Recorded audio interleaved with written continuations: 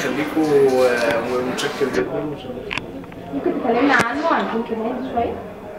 جحيم في الهند فيلم انا بزعم ان هو متميز فنيا، ويا رب يعجبكم بقى في العرض العام، يعجبكم وربنا يرزقنا يا رب، والنجاح من عند ربنا دايما.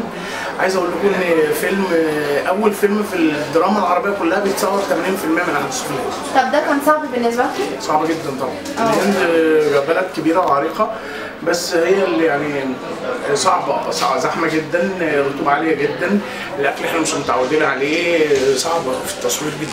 احمد بتعمل دور ايه من خلال الفيلم؟ بعمل دور السور البحيري. السور البحيري، انتوا المفروض بتعملوا مهمه في الهند. بنعمل مغامره في الهند. مغامره، كلمني بقى انت عاملك مع محمد عادل امام، وانا عارفه ان انتوا نفس فريق كابتن مصر.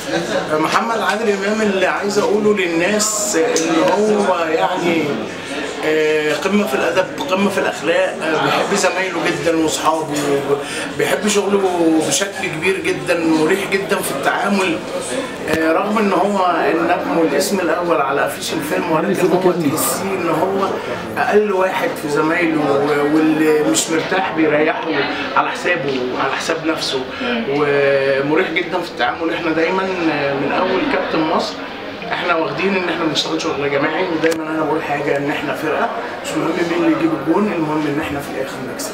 اكيد طبعا. متوقع ايه في الموسم ده؟ متوقع منافسه مهمه، وانا بتمنى الخير لكل زمايلي اللي نازلين بافلام، والمنافسه الشديده وكويسه بتخلق جو حلو، بترجع السينما تاني، والفيلم اللي هو اللي جودته عاليه هو هيبان يعني. اكيد طبعا. بتستعد حاجه ثانيه الفتره الجايه؟ باذن الله انا بعمل فيلم الفيل الاحمر مع احمد فهمي.